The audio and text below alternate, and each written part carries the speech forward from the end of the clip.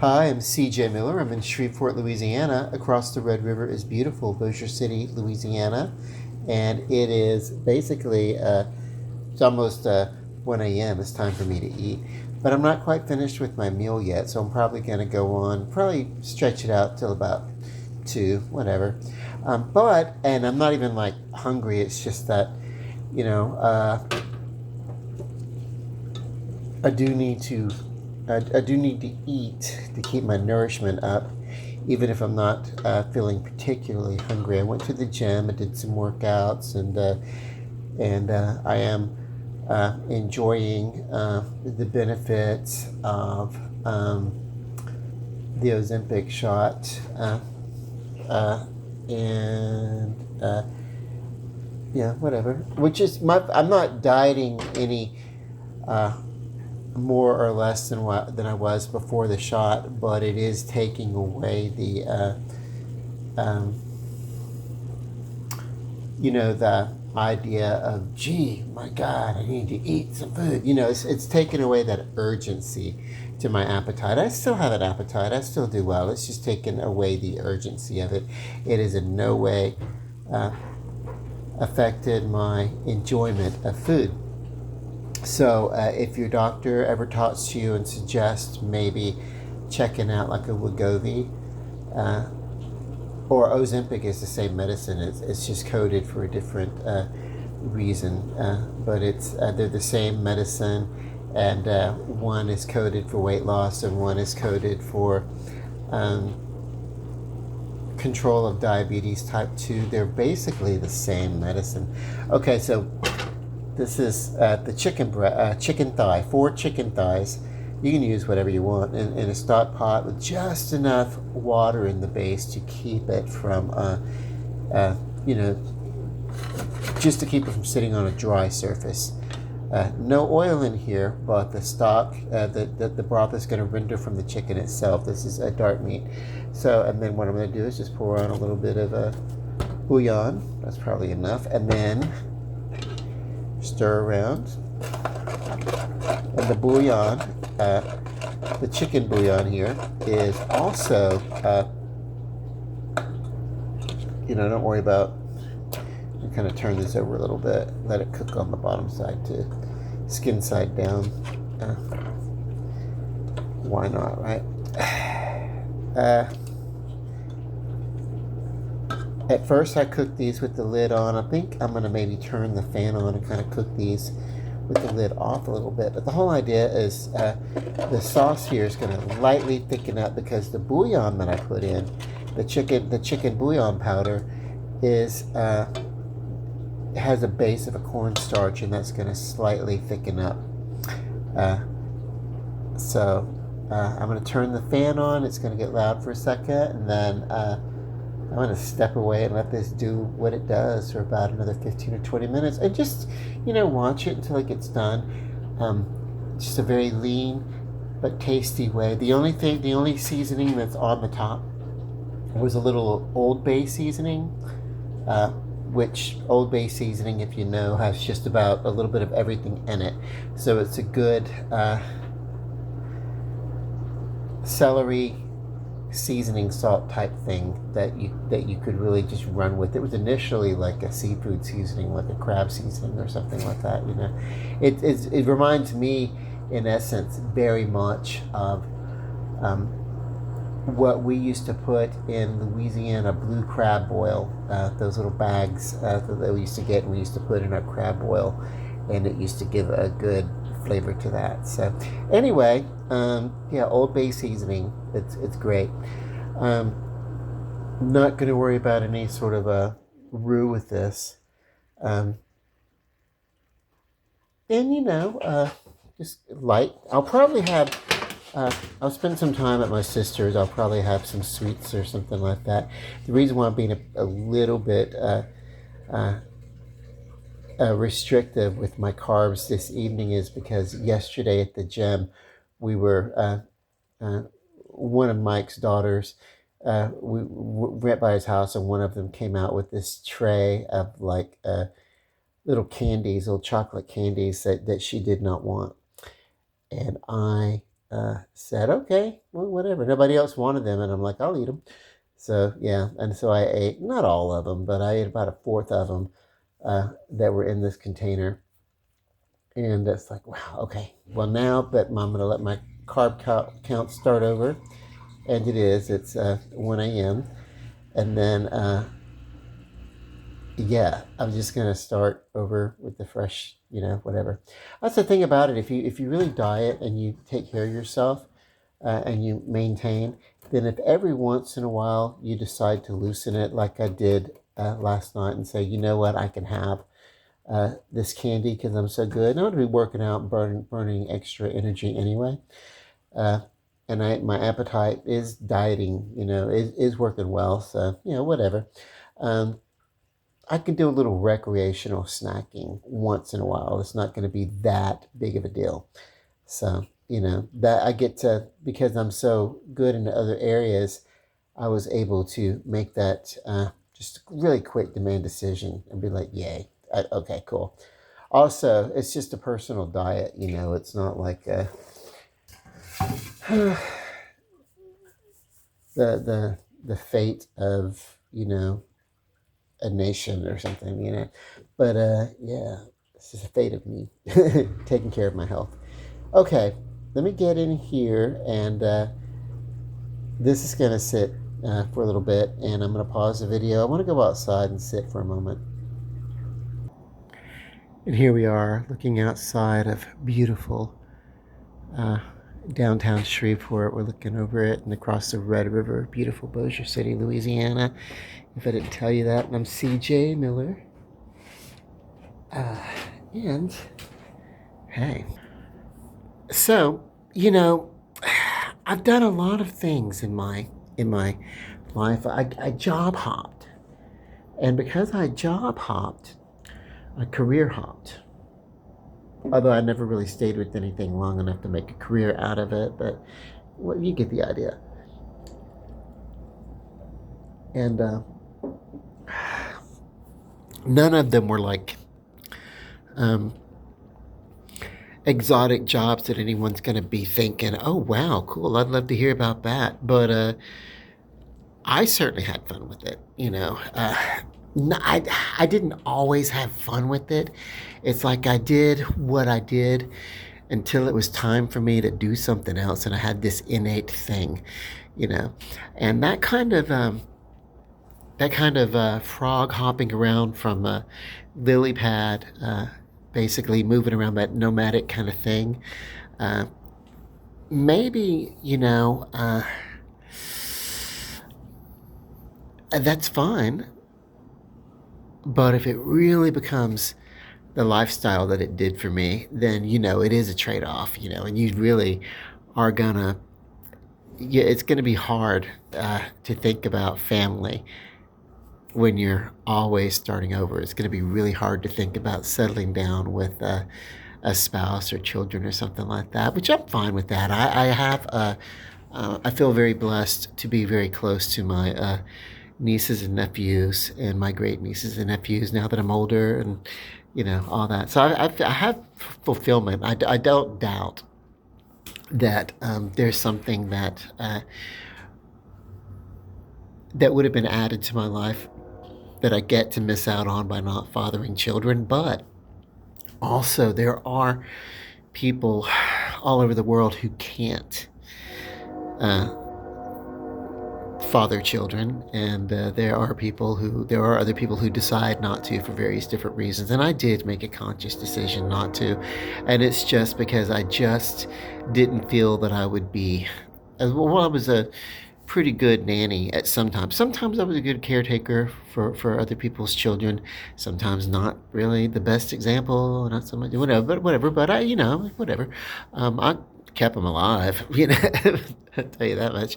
But what I can say is that I don't think I would have been, especially in my earlier 20s or whatever. I definitely would not have been. The kind of person who's geared towards nesting at that time, because I was such a, nomadic roamer kind of thing. And I've never been one to think And I would run across people in my wild and craziness, and I would run across people, other guys, and they would say, if I just had a kid, if I just had a baby, I could settle down. That would give me an anchor. And I would never think of that as a good enough reason to have a child. I don't know.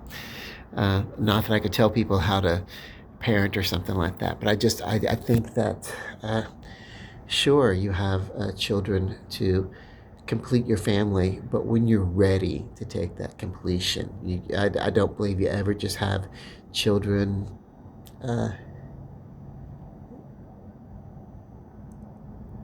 because it would be a means to discipline yourself. A reason for self-discipline would be, oh my God, I just need a child. I just need to know there's a child that's going to depend on me and love me or something like that. Whatever. I don't, it's a codependent kind of way to parent. And I would never, I always kind of like, I don't think that's a good thing. But, what do I know? I don't have, I'm not, I haven't fathered children. So what do I know about that relationship? I don't know. But, in all those jobs, one of the ones that I really liked, really did love, really, was I did a lot of service, and I worked in a lot of kitchens, preparing a lot of meals for a lot of different types of people for a lot of different types of occasion, and it was really great. And what I can tell you that I learned is that there's really only so many ways to cook a steak. There's really only so many ways. Here's the big secret, right? You get your flavors that work well with your meat, especially when you're talking about carnivorous, very meat-oriented things. Most of your recipes, if you really want a variation on your recipes, you really want to look to your side dishes. You want to look at the different things that you can do potatoes, the different ways that you can do vegetables, the different ways that you can do rice, pasta, grains, various bakings and breads, and what you can do. But when it comes to it, there's only really so many different basic fundamental things that you need to know, and then you can build off of that. If you just lock in those basics, and then the artistry of it, that whole everything that comes in, we get the whole idea of, I think in America we get the whole idea of like French cooking. I love it, but it's not the only high profile plate that's going to sit on the table. Let me let this helicopter pass by. Hang on. Oh, right. Yeah, there was a helicopter passing by, and I was like, oh my God, you're just making noises over my what would you call this? Monologue, my talking, my various points that I want to make. We're talking about food here at this point. We're talking about the simplicity of the basics of food. If you learn to make a good biscuit, you're golden. If you learn because a good biscuit can be used to make a really good quick bread. It could be used, what I'm going to do Monday, I'm going to make some pan bread, which is basically a biscuit that you actually fry in a pan, basically. And I'm going to have some of that, and I'm going to have some small silver dollar pancakes, and I'm going to have those two types of variations of bread. I'm thinking just kind of something people can grab and pick up, whatever. So, and then I want to play around. If you do that, you want to have a good couple of breads that you know how to make. Most people buy bread. I do. If I'm going to have people over, I buy a lot of bread or whatever. Like, I'm not going to, make a beignet or,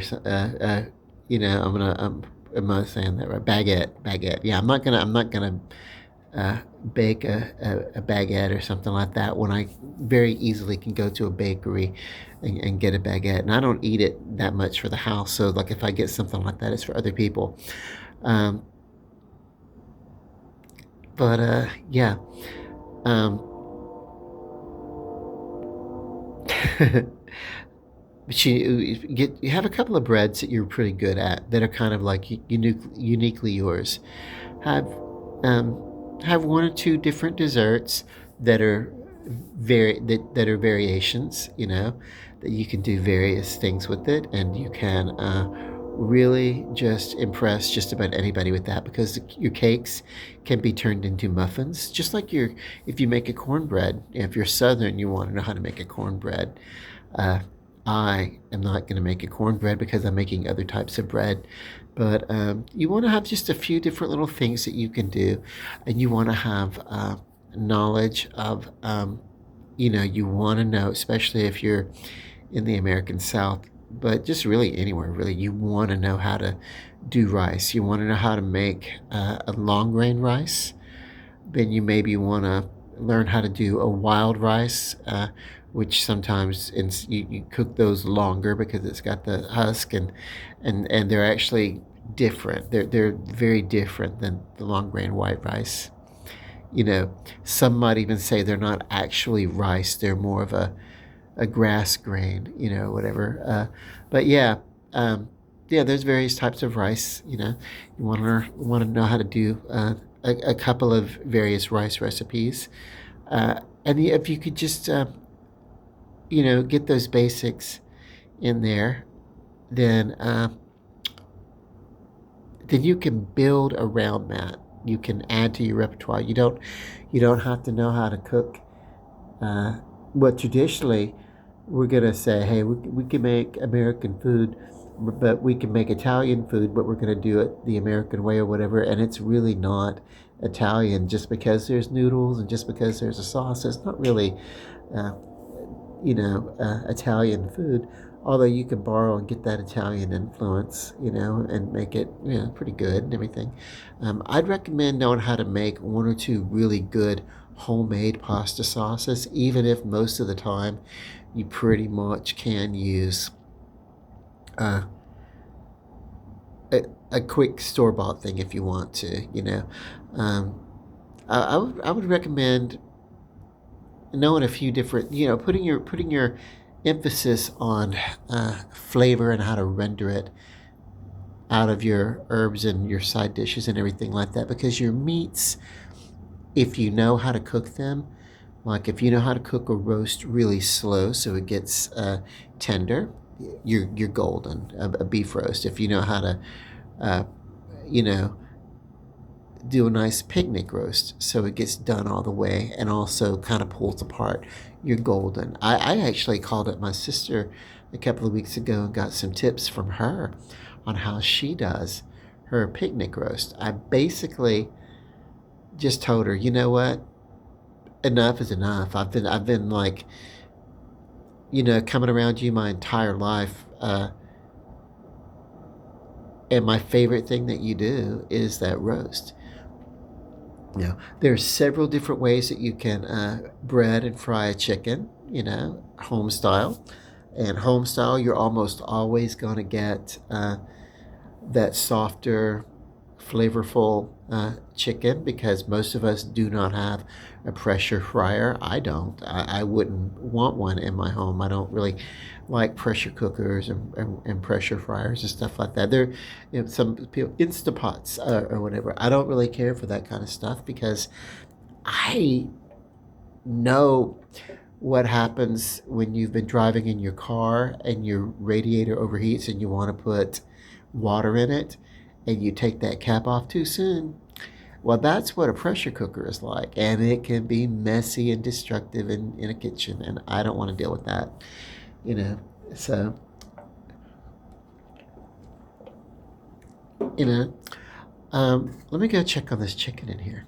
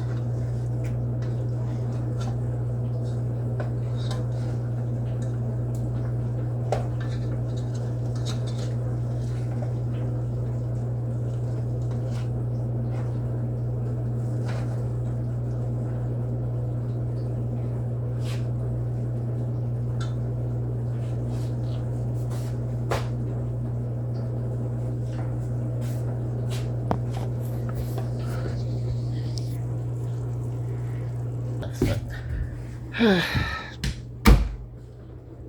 Then, okay, so there we go. And we are pretty good on this. I'm going to pause the video, grab my spoon, flip these over and see what the bottom looks like. I bet they're brown on the bottom now too.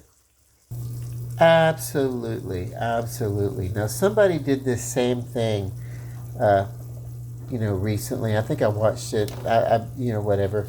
And they're like, you could fry a chicken without flour. And it's like, whatever. If you call it fried, I don't know. I don't think so. I think this is a good saute. I think you can saute a chicken and get a good crispy finish. I think you can do that because that's basically what I did. This is the closest thing is I took a little water, put it at the bottom, and then I put some seasoning in that moisture, and then I let the fat render off and kind of reduce the moisture and kind of did this. It was kind of like a stir fry is what or a saute, that's the closest thing. If I were stir fry, if I'm thinking American Asian terminology, stir fry, but then there would be saute. If I think saute in the French, cuisine.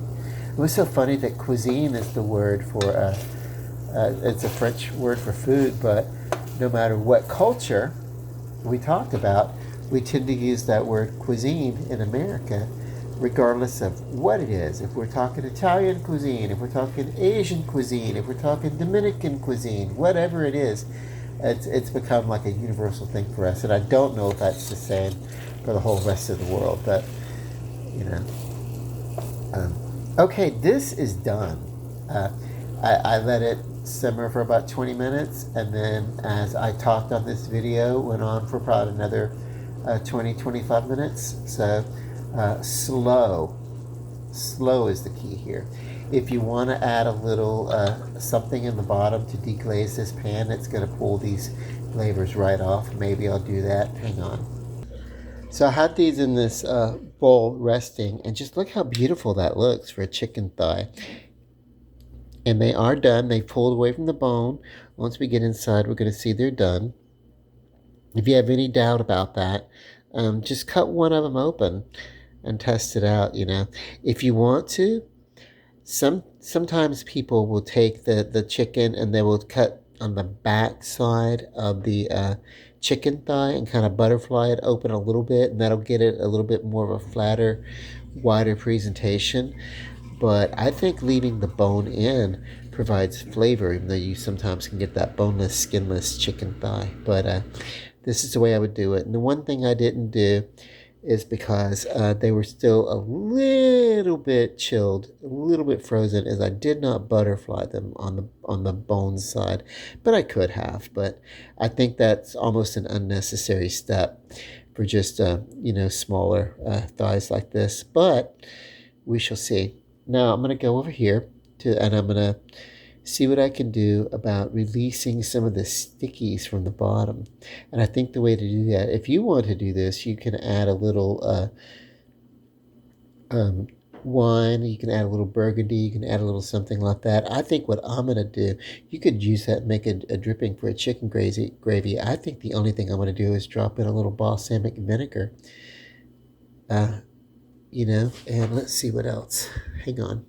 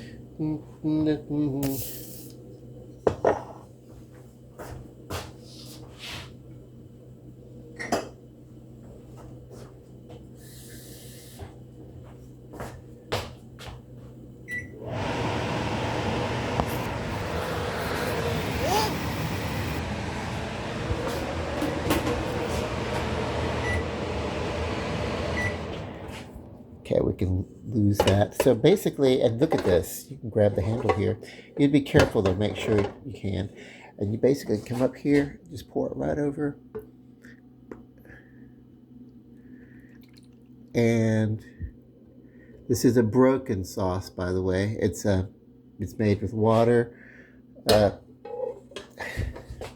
And it's basically, it's going to separate. It's going to be a broth. But oh, just that bit that splashed on my thumb is very delicious. Okay. So here we go. And if I eat this the way that I'm supposed to, not more than 1 or 2 pieces of chicken at a setting, I think I'm going to make a nice presentation where I'm going to set down 1 piece of chicken, a little bit of some cheese off to the side, and that's going to be the meal that I have. One of the things about cooking your own food is that you get that sense of appetite fulfillment. I'm gonna pour. Let me get all of it. It's too delicious. Waste not, want not. That is what my mother always said about everything. I absent-mindedly took my thumb and touched it on the rim of that lid. Now listen, you be careful doing that if you're sensitive to heat. You work in a kitchen a lot. You'll take for granted the fact that your hands get a little desensitized to heat. That doesn't necessarily mean that you still couldn't do damage. And I perhaps put just a little blister on that thumb, but I really didn't even recognize or know it. Maybe not. I don't know. It's probably going to be fine. But this is ready to go ahead and clean up. So as I do the cleaning, I'm going to let the chicken sit here and rest while I clean this pot out, and that's going to let all these juices, come back into the chicken, and then we're going to be ready to taste it. So hang tight. See you after the click. And you know something? Look, you will get some scratches. Over time in any cookware, you're going to have some issues with nonstick. I don't care what they say about anything in any of the ads on any of the nonstick cookware. It will eventually start breaking down, and you're going to get some natural erosion of that over the years. But whatever, But it is an easy cleanup, wipes out, and this is ceramic. For about 4 or so years, I didn't even pay attention. I knew that it was cookware. I knew that I had it. I knew that it was nonstick. I just assumed that it was some sort of Teflon coating. And I had not really paid attention to the fact that there was a such thing as ceramic coating. But that's what this was all along. It was ceramic coating. With ceramic coating, and this is from the original set too. It's got the occasional blemish in it. So you see here, we zoom in, there's a bump there, a scratch or a bump. There were some of those that came in this particular set. Some cosmetic imperfections that came in the box that came in that I now know slight manufacturer defects, and that's why I didn't mind asking for the replacement also, because when I got the other set, it was basically blemish and free and flawless, So yeah, I make a lot of jokes about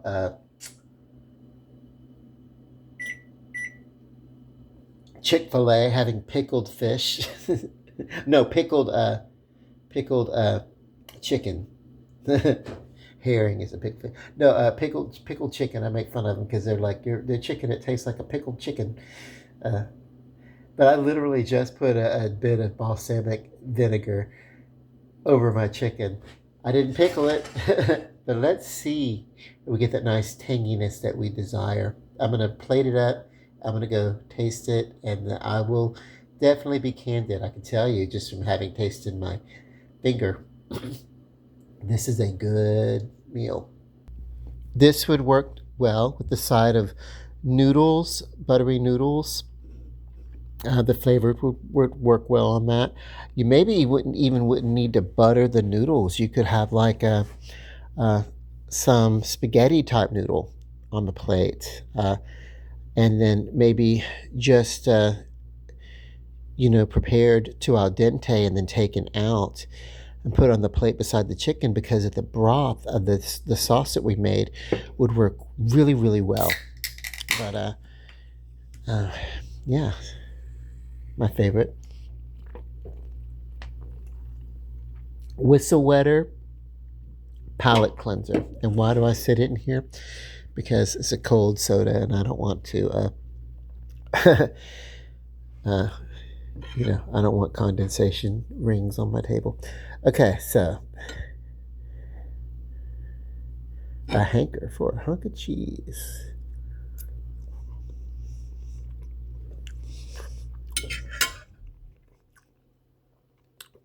Okay, so any sort of like yellow cheese or whatever has a powerhouse flavor on the palate, and I think it's really cool to start out with that on my palate first, because if I had been to someone's house or if I'd been out to a restaurant or something, I would have had like snacks or something like that. And then some traditions, in the earliest of traditions, your cheese course would come at the end of the meal, maybe before final cocktails or something like that. But we've gotten around to having it somewhere in the earlier part of the meal as sort of an appetizer or whatever. So if you're dieting, you can enjoy the flavor while you literally are pulling the skin away, if you want to. But who are we kidding? If you don't know, I'm going to eat that skin. So anyway,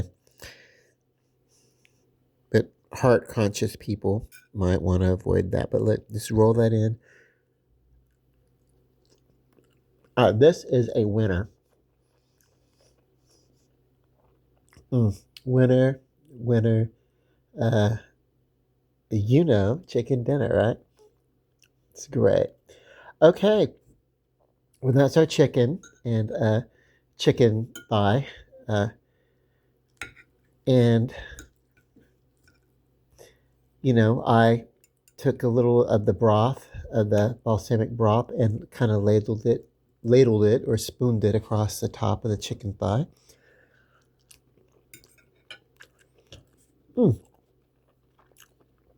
Very delicious. And I think for this meal, because I just finished cooking, I think one chicken's going to do well for me.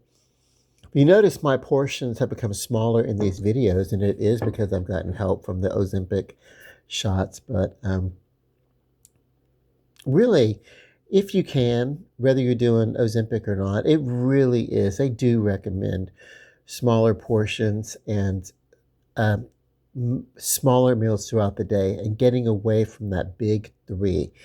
Back in the day, do you remember it was the big, you got to have 3 meals a day and possibly an afternoon snack, but you really need to get that big breakfast and that big lunch and that big dinner.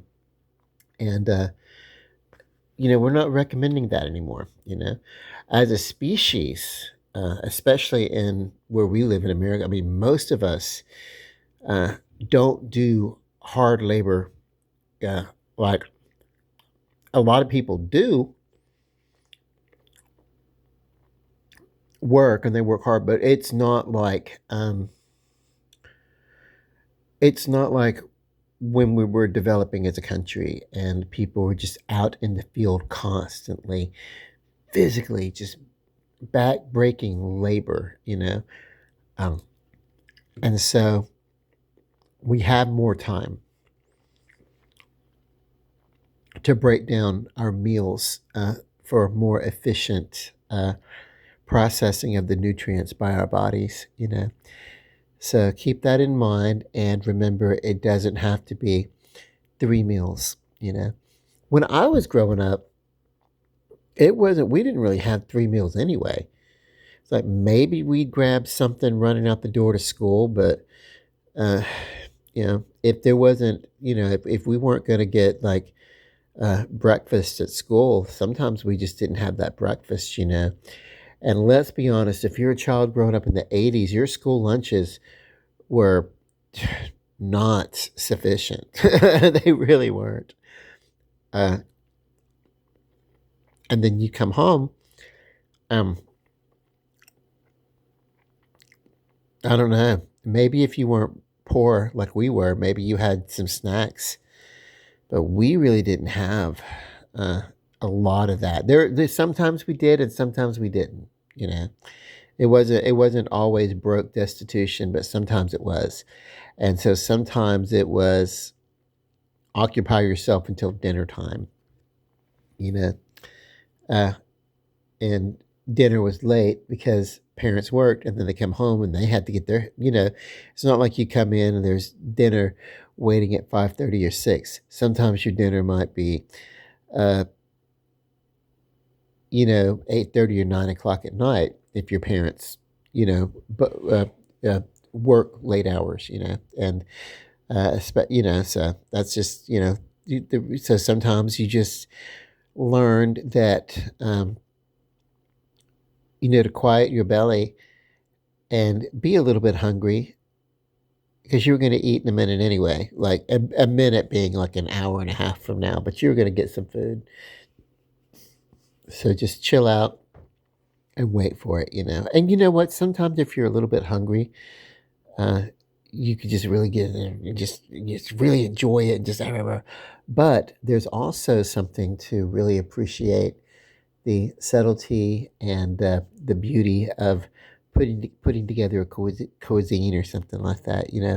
The simplicity of this recipe, how simple it was. This was it was a seasoning blend, Old Bay seasoning over the top of the thigh, and then basically let it saute. I do not know why. Some people say you're frying a chicken. Okay, whatever. I put a little bit of moisture in the pan to keep it from sticking as much. But yeah, it's basically saute because whatever even if you had no water down there initially, it was going to render off that chicken fat, and the amount of water that I put in there evaporated really to the point that I had to deglaze the pan. So yeah, whatever. Anyway, lovely. This is my new favorite way of making thighs. By the way, I think I would like this rather than say a fried chicken thigh. I don't know. Hell no. I do like a good fried chicken. I'm Southern as hell. Okay. And this is it. Bon appetit. God bless. Good night.